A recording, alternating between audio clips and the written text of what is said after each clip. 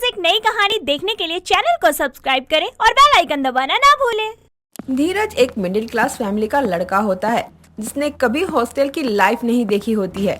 धीरज अपने mummy papa के जाने के बाद बहुत अकेला हो गया था। उसका अपने घर में बिल्कुल भी दिल नहीं लगता था, जिसके चलते उसकी पढ़ाई भी नहीं हो पाती थी। तभी वो एक दिन अपनी मौसी रजनी के कमरे में जाता है और उनसे कहता है, मौसी, मेरा यहाँ पर दिल नहीं लगता। जहाँ देखो वहाँ मम्मी पापा की यादें बसी हुई हैं। मैं यहाँ रहता हूँ तो पागल हो जाऊंगा। मेरा बिल्कुल भी पढ़ाई में मन नहीं लगता है। मैं क्या करूँ, कैसे अपने आप को इन चीजों से बाहर निकालूं? मुझे कुछ भी समझ में नहीं आ रहा है। मैं समझ सकती हूँ बेटा कि तेरे लिए ये हादसा भुला पाना थोड़ा मुश्किल है, लेकिन तू बता मैं तेरे लिए क्या कर सकती हूँ जिससे तुझे खुशी मिले, तू आराम से रह सके बिना किसी दिक्कत परेशानी के। प्लीज मौसी, मुझे मतलबी मत समझना कि मैं अपना फायदा ढूंढ रहा हूँ, लेकिन मुझे मेरे दोस्त दीपक के पास उसके हॉस्टल में भेज दीजिए। अपने हॉस्टल वाले दोस्त के साथ रहूंगा तो शायद मैं ये सब भूल पाऊँ और अपनी पढ़ाई पर ध्यान दे सकूं। बेटा तू मुझसे दूर जाने की बात क्यों कर रहा है? अगर तू चला जाएगा तो मैं कैसे रहूंगी? तूने ये सोचा है कभी? मौसी, लेकिन इस घुटन भरी लाइफ को मैं भी नहीं जी सकता हूँ। मैं अपने मम्मी पापा का आखिरी सपना पूरा करना चाहता हूँ, लेकिन आपको दुखी करके नहीं। अगर आप मना करेंगी तो मैं नहीं जाऊंगा। धीरज इतना कहकर वहाँ से जाने लगता है। तभी रजनी उसका हाथ पकड़कर उसे रोकते हुए कहती है, बेटा मेरी खुशी भी तेरी खुशी में है। तू जहाँ जिसके पास जाना चाहता है जा सकता है, मैं तुझे नहीं रोकूंगी। रजनी की बात सुनकर धीरज बहुत खुश हो जाता है और अपना सारा सामान पैक करके अपने दोस्त दीपक के इंजीनियरिंग कॉलेज में एडमिशन करवा के उसके ही हॉस्टल में रहने के लिए चला जाता है। हॉस्टल पहुंचकर वो सारा सामान लिए ग्राउंड में खड़ा दीपक का इंतजार कर रहा होता है। तभी कुछ लड़के वहां आते हैं। उसके हाथों से सामान छीनकर उसके एक एक कपड़े को ग्राउंड में फेंकना शुरू कर देते हैं। तभी धीरज कहता है, ये तुम लोग क्या कर रहे हो? मुझे मेरा सामान वापस करो। ये क्या बदतमीजी है? अगर हम तुम्हारा सामान वापस ना दे तो क्या कर लोगे तुम? ये हॉस्टल है, यहाँ के ना सारे नए बंदों के साथ ना हम ऐसा ही करते हैं। और अब जब तुम इस हॉस्टल का हिस्सा बन चुके हो तो तुम्हारे साथ ऐसा क्यों ना करे? देखो, मैं तो बस यहाँ पढ़ने के लिए आया हूँ, तुम लोगों के साथ ये फालतू की चीजें करने नहीं।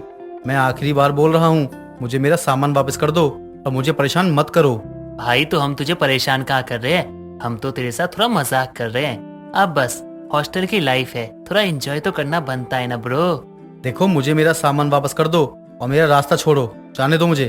धीरज उन लड़कों से अपने सामान के लिए बहस कर रहा होता है। तभी दीपक वहां आ जाता है और धीरज को गले लगाता है। तभी धीरज उसे कहता है, भाई तुम कुछ करो ना, ये लोग मुझे मेरा सामान तक वापस नहीं कर रहे हैं। यार तुम बोलो ना कि मुझे मेरा सामान वापस कर दें। भाई यार क्यों परेशान कर रहे हो बेचारे को? वैसे ही बहुत परेशान है बेचारा, दे दो ना यार इसका सामान। ठीक है दीपक भाई, आप इतना कह ही रहे हो तो दे ही देते हैं इसका सामान। कोई और होता ना तो कभी नहीं देते। दीपक के कहने पर सभी लड़के उसका बचा हुआ सामान भी ग्राउंड में फेंक कर वहाँ से चले जाते हैं। इसके बाद दीपक और धीरज सारा सामान इकट्ठा करके अपने हॉस्टल के रूम में चले जाते हैं और दीपक उसे हॉस्टल के बारे में सारी चीजें समझाकर अपने कॉलेज के लिए निकल जाता है। समय बीतता है। तभी एक दिन धीरज सभी लड़कों के साथ हाथों में टॉवल लिए नहाने के लिए बाथरूम के बाहर वेट कर रहा होता है। तभी वहाँ वही लड़का आता है जिसने धीरज का सामान फेंका था और उसके आगे खड़ा हो जाता है। तभी धीरज उसका हाथ पकड़कर लाइन से बाहर करते हुए कहता है, भाई लगता है तुम गलती से गलत नंबर में लग गए हो। इस लड़के के बाद मेरा और मेरे बाद मेरे पीछे वाले खड़े लड़के का नंबर है, तुम पीछे जाओ। तुम्हारी इतनी हिम्मत हो गई कि तुम मुझे लाइन लगाने के लिए कह रहे हो? तुम जानते भी हो कि मैं कौन हूँ, मेरा बाप कौन है? ना मैं नहीं जानता और ना ही मैं जानना चाहता हूँ। मैं तो बस यहाँ पढ़ने आया हूँ और अपने काम से काम रखना मुझे बहुत पसंद है। इस हॉस्टल में कुछ रूल्स एंड रेगुलेशन हैं जो सभी स्टूडेंट्स को फॉलो करने होते हैं, तुम भी फॉलो करो। धीरज उस लड़के को समझा ही रहा होता है कि तभी बाथरूम का दरवाजा खुल जाता है और वो चुपचाप बाथरूम के अंदर चला जाता है। ये सीन देखकर वहाँ खड़े सभी लोग उस लड़के पर जोर जोर से हंसने लगता है, जिस पर उसे बहुत गुस्सा आता है और वो बाथरूम के दरवाजे को बाहर से लॉक करके वहीं कुर्सी डालकर बैठ जाता है और सभी लड़कों से कहता है, तुम सबके सब ना आप फुट लो यहाँ से। कोई भी अगर इस बाथरूम के आसपास भी दिखाई दिया तो उसको भी ऐसे ही लॉक कर दूंगा। चुपचाप से निकलो, भागो यहाँ से। बहुत देर इंतजार करने के बाद भी जब बाथरूम के अंदर से किसी भी तरह की कोई आवाज नहीं आती तो वो लड़का बहुत हैरान हो जाता है और जैसे ही दरवाजा खोलकर वो बाथरूम के अंदर जाता है तभी दरवाजे के पीछे छिपा धीरज चुपके से बाथरूम के बाहर निकलकर उस लड़के को बाथरूम में लॉक कर देता है। तभी वो लड़का चिल्लाते हुए कहता है, अबे भाई कौन है यार? अरे किसने मुझे बंद कर दिया? अरे खोल दो यार, अरे मुझे खोल दो। अरे बंद जगह में घुटन होती है यार, खोल दो यार मुझे। क्यों, क्या हुआ? डर गए? यही मजाक जब दूसरों के साथ करते हो तब तो तुम्हें बहुत मजा आता है। अब क्या हो गया? रहो आराम से बाथरूम में, मुझे भी तो तुमने ऐसे ही बंद किया था। अरे भाई खोल दो यार, अरे माफ कर दो यार, अरे मुझसे गलती हो गई भाई, मैं तो थोड़ा मस्ती कर रहा था ताकि तुम्हें भी अच्छा लगे। हैं, हॉस्टल लाइफ का तो यही मजा है ना यार भाई। यार भाई मुझे परेशानी हो रही है यार, कभी परेशान भी नहीं करूंगा तुम्हें। खोल दो भाई प्लीज भाई। लड़के की बात सुनकर धीरज दरवाजा खोलकर वहाँ से भाग जाता है और रूम में जाकर दीपक को सारी बातें बताकर जोर जोर से हंसने लगता है। तभी दीपक कहता है, भाई आज इतने दिनों बाद तुम्हें खुलकर हंसते हुए देख रहा हूँ, अच्छा लग रहा है। तुम खुश तो हो ना अपने हॉस्टल के दोस्तों के साथ? हाँ भाई, मैं खुश हूँ। छोटी छोटी प्रॉब्लम है लेकिन फिर भी सब ठीक है। काफी इंटरेस्टिंग होती है हॉस्टल लाइफ। रूल्स रेगुलेशंस के साथ साथ काफी मस्ती भी होती है। हाँ ठीक है, तुम्हारी ये मस्ती खत्म हो गई हो तो नाश्ता करने के लिए चलें, वरना टाइम ऊपर हो जाएगा तो लंच तक वेट करना पड़ेगा। और हाँ, जो कांड करके तुम आए हो ना, उसके बाद वो लड़का चिढ़ गया होगा, पक्का है वो बदला जरूर लेगा। तो इसलिए तुम ना संभल कर रहना, कहीं पता लगे तुम्हारा ही पोपट बन जाए। कुछ देर बाद दीपक और धीरज नाश्ता करने के लिए कैंटीन में चले जाते हैं। समय बीतता है, तभी एक दिन दीपक और धीरज हाथों में बुक्स लेकर ग्राउंड में घूमते पड़ रहे थे। तभी धीरज की नजर सड़क पर जाती है। वहाँ एक लड़की खड़ी होती है और कुछ लड़के मिलकर एक लड़के को मार रहे होते हैं, जो कि कोई और नहीं बल्कि वही हॉस्टल का लड़का होता है जो उसे परेशान करता रहता था। तभी वो भागते हुए वहाँ जाता है और उन सभी लड़कों को मार पीट कर वहाँ से भगा देता है और अपने हॉस्टल के लड़के को बचा लेता है। तभी लड़की उससे कहती है, तुम हो कौन जो बिना जान पहचान के बीच में कूदकर इस गुंडे की जान बचा रहे हो? तुम्हें पता भी है कि यहाँ क्या हो रहा था? ओ हेलो मैडम, ये मेरे हॉस्टल का लड़का है, साथ ही मेरा दोस्त भी है। ऐसे कैसे कोई मार के चला जाएगा इसे? और आप कौन होती है इसे गुंडा बोलने वाली? जो गुंडा जैसे काम करेगा, फोन नंबर मांगेगा, लड़कियों को छेड़ेगा, तो उसे और क्या ही बोलेंगे? बॉयज हॉस्टल के सामने अगर गर्ल्स हॉस्टल है, इसका मतलब ये तो नहीं कि तुम लोगों को हमें छेड़ने का लाइसेंस मिल गया है। मैडम, अगर ये गुंडा होता तो आपकी हाँ का वेट नहीं करता, आपके हॉस्टल से ही उठवा लेता आपको दिल से प्यार करता है, इसीलिए आपके गुंडों से मार खा रहा है। वरना इन गुंडों के लिए तो इसका एक हाथ ही काफी है। भाई तू भी किस लड़की के चक्कर में मार खा रहा है? तेरे दर्द से इसे कोई फर्क नहीं पड़ता, भूल जा इसे, तुझे इससे बहुत अच्छी लड़की मिल जाएगी। धीरज की बात सुनकर वो लड़का हंसते हुए उसे गले लगा लेता है और उसे अपनी सभी गलत हरकतों के लिए सॉरी बोलता है। इसके बाद दोनों अच्छे दोस्त हो जाते हैं। समय बीतता है और समय के साथ धीरज अपनी पढ़ाई के साथ साथ अपने हॉस्टल के दोस्तों के साथ मिलकर अपनी हॉस्टल लाइफ को खूब एंजॉय करता है। इमरान हाशमी की फैन अविका एक बड़ी ही रंगीले और रोमांटिक मिजाज की लड़की थी। ऐसे ही एक दिन अविका अपनी सहेली माया के साथ बैठी होती है। तभी माया उसे कहती है, यार एक बात बता, सभी की कोई ना कोई ख्वाहिश होती है, मेरा पति ऐसा हो, मेरा पति वैसा हो। तू बता, तुझे कैसा पति चाहिए? बिल्कुल इमरान हाशमी की तरह। क्या इमरान हाशमी जैसा? हाँ यार, तू जानती है ना कि मैं कितनी रोमांटिक हूँ, तो पति भी रोमांटिक ही होना चाहिए ना। और इमरान तो रोमांस का बादशाह है, उसकी जैसा रोमांस तो हाय सोचकर ही गुदगुदी होने लग जाती है। सही है, बहुत सही है। सोच लियो फिर, कहीं ऐसा ना हो कि बाद में तू ही रोती हुए बोले, यार तेरे जीजू तो रोमांस के अलावा कुछ करने ही नहीं देते, मैं तो थक गई। अरे इतनी जल्दी थकने वालों में से मैं नहीं हूँ, बस मुझे मेरा इमरान हाशमी मिल जाए। ऐसे ही दोनों सहेलियां काफी देर तक बातें करती रहती हैं और फिर अविका अपने घर आ जाती है। कुछ दिन यूं ही गुजर जाते हैं और अविका की शादी लव नाम के बहुत बड़े बिजनेसमैन से हो जाती है। लव सारा दिन ऑफिस में काम करता और शाम को घर आकर खाना खाकर सो जाया करता था और अविका की लाइफ में रोमांस का राह भी नहीं था। ऐसे ही एक रात अविका एक सुंदर सी नाइटी पहने अपने कमरों को फूलों से सजाए हुए लव के आने का इंतजार करती है। थोड़ी ही देर में लव कमरे में आता है और अविका को देखकर बोलता है, अविका, ये सब क्या है? आज हमारी एनिवर्सरी तो नहीं है। तो क्या हुआ, बस मेरा मन किया तो मैंने कर लिया ये सब। वैसे आपने बताया नहीं मैं कैसी लग रही हूँ, हॉट, सेक्सी या सुपर हॉट? अच्छी लग रही हो, पर तुम साड़ी में ज्यादा खूबसूरत लगती हो। उफ, लव इधर आओ मेरे पास, आज जन्नत की सैर पर चलते हैं। बड़े दिन हो गए हैं कुछ तूफानी किए। अविका, तुम्हें क्या हुआ है? कैसी अजीब सी बातें कर रही हो? वैसे ही कर रही हूँ जैसी बातें एक प्यार भरे मन वाली बीवी अपने पति से करती है। Baby, I want to do romance ना, समझा करो। ओह अच्छा, तो ये बोलो ना। ओह, लगता है मियाँ जी राजी हो गए। चलो आज तो रात हसीन हो जाएगी। वहाँ दूर क्यों खड़े हैं, आइए ना मेरे पास आइए। अविका के कहने पर लव उसके पास जाता है। अविका जल्दी से लव के गले लग जाती है और जैसे ही वो उसे किस करने लगती है तभी लव के फोन की घंटी जोर से बजती है और वो अविका को दूर कर फटाफट से कॉल अटेंड करते हुए बोलता है, क्या हुआ पांडे, ये क्या कह रहे हो तुम? ऐसे कैसे हो सकता है? ठीक है, मैं अभी चेक करता हूँ प्रोजेक्ट। अविका सॉरी, मुझे अभी एक जरूरी प्रोजेक्ट चेक करना है, नहीं तो काम में बहुत लॉस हो जाएगा। और तुम तो जानती हो कि मैं काम में आना का नहीं पसंद नहीं करता। इतना कहकर लव जल्दी से अपना लैपटॉप लेकर बैठ जाता है और ऑफिस का काम करने लगता है और बेचारी रोमांटिक अविका के रोमांटिक सपने चकनाचूर हो जाते हैं। चुपचाप तकिए से मुंह ढककर सो जाती है। ऐसे ही वक्त बीतता जाता है। अविका जितना रोमांस करना चाहती थी, लव उतना ही ज्यादा बिजी रहता था और अविका उसके प्यार को तरसती रहती थी। एक दिन अविका खुद से बात करते हुए कहती है, हे भगवान, ये आपने क्या किया? मुझे ही ऐसा बिजी पति मिलना था क्या, जो ना तो रोमांस करता है ना करने देता है। अरे एक ही तो विश थी मेरी कि मेरा पति इमरान हाशमी जैसा हो, जो भर भर के रोमांस करे, पर नहीं, मेरे पति का तो बस नाम ही लव है, बाकी उनके अंदर लव जैसी भावना है ही नहीं। उनके लिए बस काम ही पूजा है, काम ही संतुष्टि है। अविका इतना बोल ही रही होती है कि तभी वहाँ उसकी सास नम्रता आ जाती है और कहती है, क्या हुआ बहू, अकेले अकेले कौन से मंत्र जप रही है? नहीं माँ जी, कुछ नहीं। अरे बेटा बता भी दे क्या बात है, मैं किसी को कुछ नहीं कहूँगी। माँ जी वो मैं आपको नहीं बता सकती हूँ। अरे बहू, सास नहीं एक दोस्त समझकर कह दे जो कहना है। ठीक है माँ जी, तो सुनो।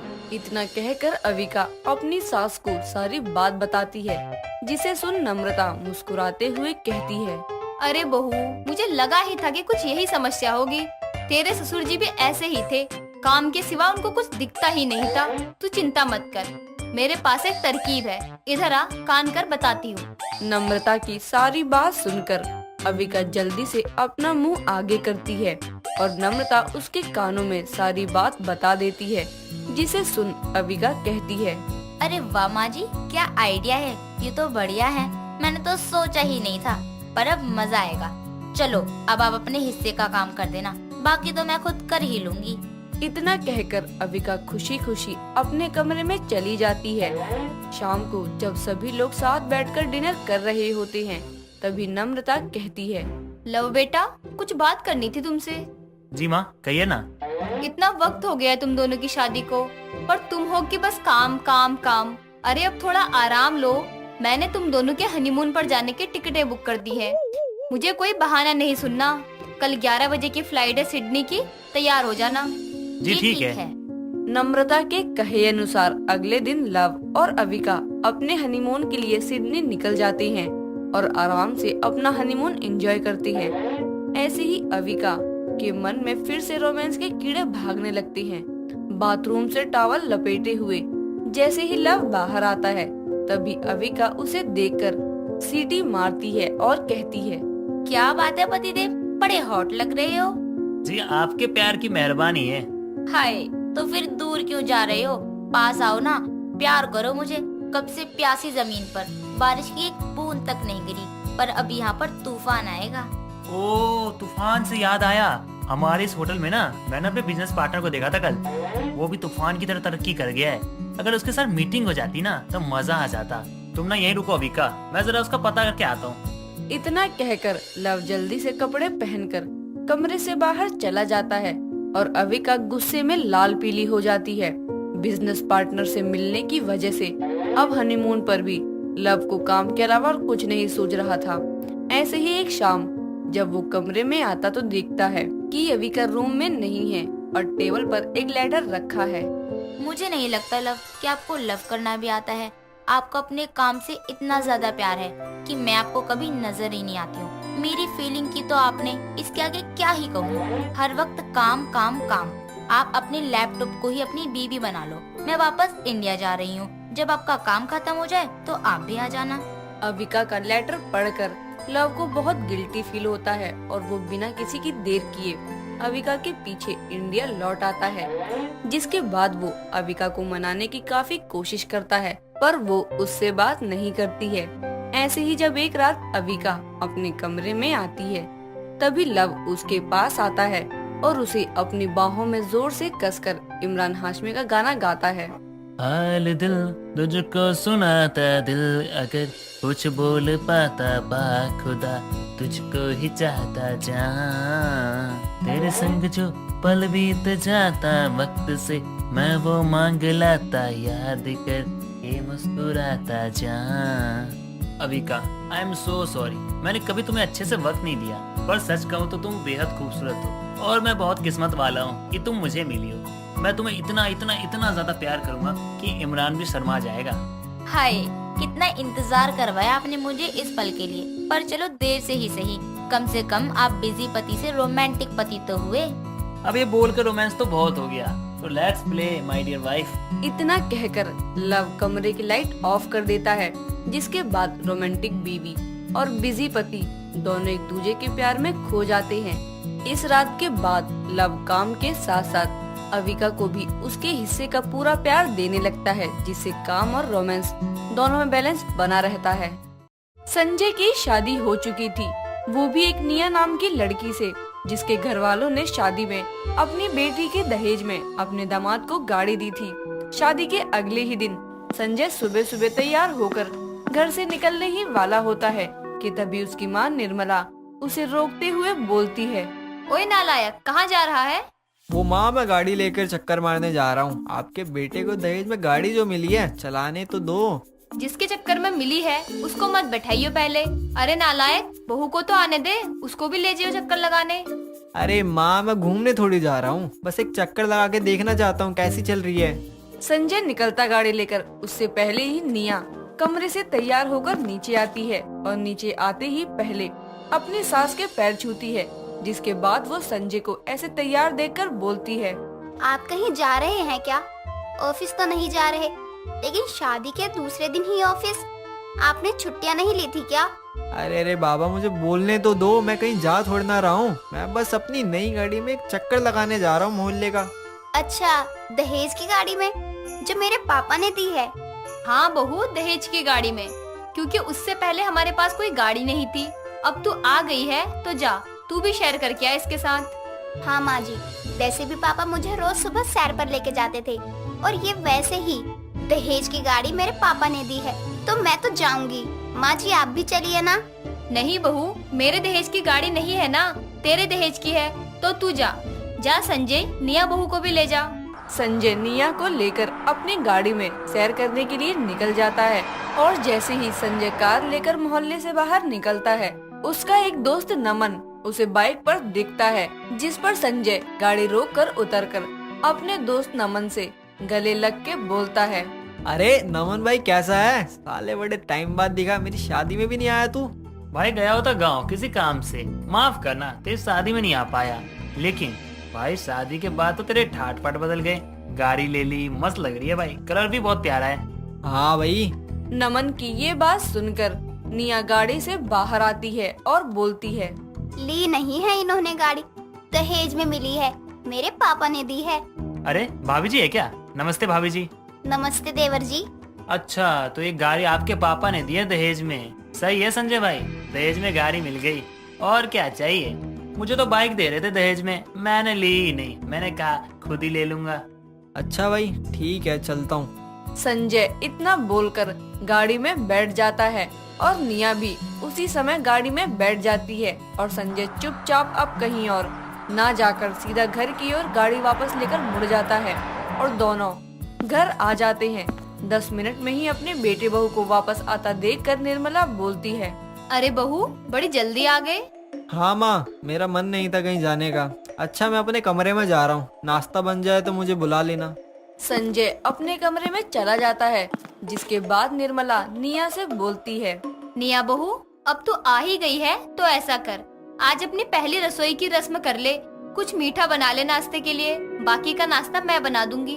नहीं माँ जी, मैं सारा खाना बना लूंगी, आप चिंता मत करो।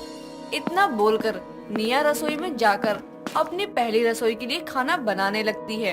तभी उसके फोन पर उसकी माँ का कॉल आता है। निया कॉल पिक करके कहती है, माँ कैसी हो, पापा कैसे हैं, ठीक तो है ना वो? मैंने कहा था ना आप दोनों को इतना मत करो, लेकिन आप भी ना। अब मुझे पता ही है पापा इतनी टेंशन में हैं। आप पापा का ध्यान रखना, मैं यहाँ ठीक हूँ। अच्छा, मैं रखती हूँ। फोन रखते हुए निया की आंखों में आंसू होते हैं और वो अपनी शादी से पहले के दिन के बारे में सोचती है, जब संजय से रिश्ता होने के बाद शादी के 1 हफ्ते पहले एक शाम संजय और निर्मला उनके घर आए थे और वहाँ उन्होंने निया के माता पिता से बोला था, पापा, वो हमें दहेज में एक गाड़ी चाहिए। देखिए, हमने अभी तक कोई डिमांड नहीं की है, बस एक गाड़ी दे दीजिए। आप तो जानते ही हैं कि आजकल गाड़ी कितनी ज़्यादा ज़रूरी हो गई है, बस इसलिए।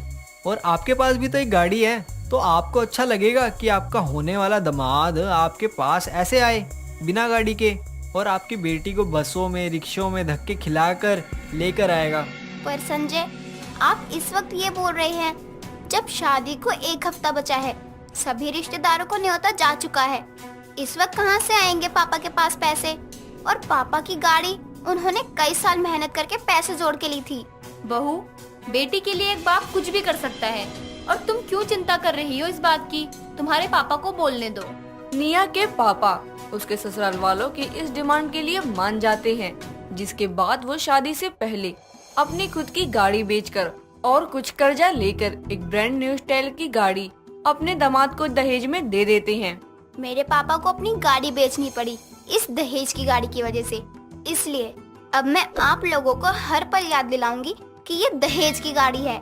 निया खाना बनाकर सबको नाश्ते के लिए बुलाती है और सबको नाश्ता करवाती है। अब ऐसे ही दिन गुजरने लगते हैं। एक शाम निर्मला और संजय हॉल में बैठे चाय पी रहे थे।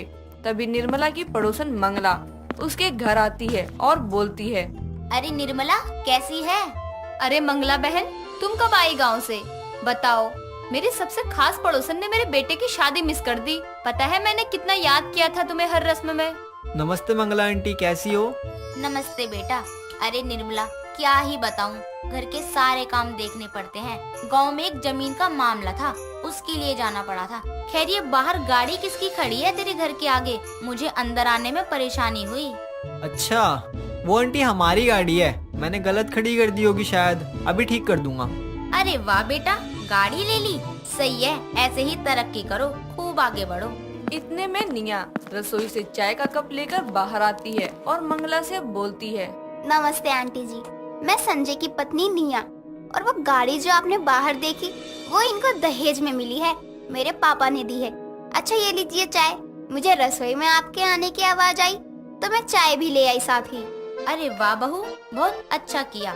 सच में निर्मला, बहू तो बहुत सुंदर लाई है और बहुत जिम्मेदार भी है। लेकिन ये बता, तू तो हमेशा बोलती थी कि तू कभी दहेज नहीं लेगी, ये दहेज में गाड़ी क्यों ली? वो मंगला बहन, बहू के लिए ही ली। अब शादी के बाद इनको कहीं आना जाना हो तो हमारी तरह बस के धक्के तो ना खाए। खैर, आप ये छोड़ो, ये बताओ गांव में सब कैसा है? सब ठीक है। निया निर्मला को बात बदलते देखकर वहाँ से चली जाती है। कुछ देर में मंगला भी चली जाती है और संजय भी घर से कहीं बाहर चला जाता है गाड़ी लेकर। और जब वो कुछ घंटों बाद घर आता है तो परेशान होकर सोफे पर बैठ जाता है। ये देखकर निर्मला निया से बोलती है, बहू, जरा संजय के लिए पानी ले आ। क्या हुआ बेटा, तू परेशान है? संजय कुछ बोलता इससे पहले निया पानी लेकर आती है और उसको ऐसे परेशान देखकर बोलती है, ये लीजिए पानी। और आप परेशान क्यों हैं? कहाँ गए थे आप गाड़ी लेकर? बस निया, क्या गाड़ी लेकर कहाँ गया था तुम्हें बताऊंगा क्या? अब कहीं भी जाऊंगा तो। और आज तुम्हारे कारण मेरी बेइज्जती हुई है मेरे दोस्तों के सामने। बहू के कारण? लेकिन क्यों संजय? इसने उस दिन नमन के सामने ये कहा था कि ये दहेज की गाड़ी है। तो आज जब मैं अपने दोस्तों के साथ गया था तो नमन भी था वहाँ पे। तो उसने सबको बता दिया कि ये गाड़ी मैंने दहेज में ली है, जिस वजह से सारे लोग मेरे को ताने मारने लग गए कि खुद कमा के नहीं ले सकता था। तो गलत क्या कहा मैंने? दहेज की गाड़ी है तो दहेज की ही गाड़ी बोलूंगी ना। हाँ बहू, हमें पता है कि दहेज की है, लेकिन तू हर किसी के सामने क्यों बोलती रहती है? मंगला को भी बताया तूने कि ये गाड़ी दहेज की है। क्योंकि दहेज की गाड़ी है माँ जी, संजय के पैसे नहीं लगे उसमें। अगर उनकी खुद की गाड़ी होती तब तो तय करके सबको गर्व से बताते कि मैंने गाड़ी ली है।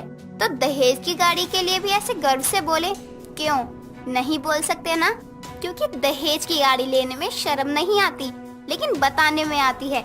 लिखवा लूं उस पर आगे कि दहेज की गाड़ी है? ऐसा कर सकते हैं तो कर लीजिए, क्योंकि उस गाड़ी पर मेरे पापा का पैसा लगा है। एक लड़की के बाप से शादी के एक हफ्ते पहले ऐसी डिमांड करने का मतलब होता है कि उनको ना तो इधर का छोड़ो ना उधर का। अरे मेरे पापा ने अपनी शादी में दहेज नहीं लिया था, उन्होंने मेरी माँ को सारी खुशियाँ खुद के दम पर दी हैं। निया की ये सारी बातें मंगला सुन लेती है, जो उस वक्त दोबारा किसी काम से आती है, और वो ये सब सुनकर बोलती है, निर्मला बहुत सही कह रही है। अरे शादी जिंदगी की बहुत बड़ी जिम्मेदारी होती है।